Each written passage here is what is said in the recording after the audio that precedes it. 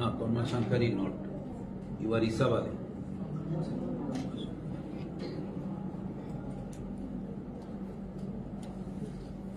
भारत का जो संविधान है वो देश की सर्वोच्च विधान है। नमस्कार, আমি Tanmoy Shakhari, NSS volunteer of Chakdah college. উপস্থিত সকল বিচারক মণ্ডলীকে আমি নতমস্তক প্রণাম জানিয়ে আমার বক্তব্য শুরু করছি। ভারত পৃথিবীর সর্ববৃহৎ গণতান্ত্রিক রাষ্ট্র, মাদার অফ ডেমোক্রেসি। ভারত তার পরাধীনতার শৃঙ্খল মোচন করে যখন নতুন পথ চলা শুরু করে, তখন তার পথপ্রদর্শক হয় ভারতের সংবিধান।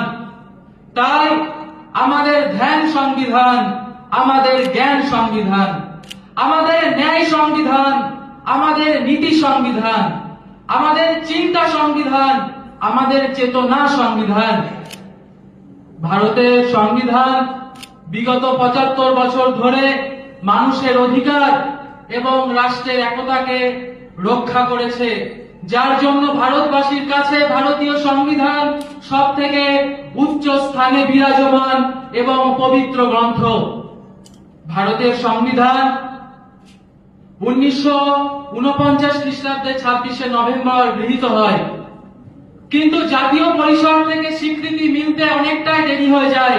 ২০১৫ সালে ভারতের প্রধানমন্ত্রী মুম্বাইতে আম্বেদকর মূর্তির উন্মোচনের সময় তিনি এই ২৬শে নভেম্বর দিনটিকে সংবিধান দিবস হিসেবে ঘোষণা করেন।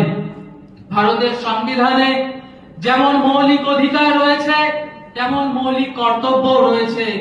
মৌলিক অধিকারের সংখ্যা বর্তমানে ৬টি এবং রাষ্ট্রের সংবিধান, জাতীয় পতাকা, জাতীয় সঙ্গীতকে শ্রদ্ধা প্রদর্শন ১১টি মৌলিক কর্তব্যগুলির মধ্যে অন্যতম।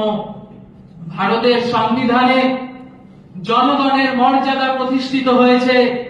ভারতবর্ষে অনেক দল ক্ষমতায় এসেছে, তারা দেশ শাসন করেছে, কিন্তু ভারতে কোন দল শেষ কথা বলে না, ভারতে শেষ কথা বলে মানুষ। তাই সংবিধানে বলা হয়েছে of the people, by the people, for the people.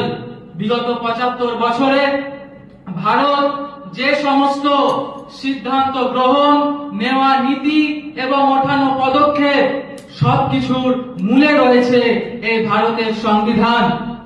তাই ভারতের সংবিধানে দেখানো পথ অনুসরণ করে আমরা ভারতবাসী বিকশিত ভারত গড়ে তুলব।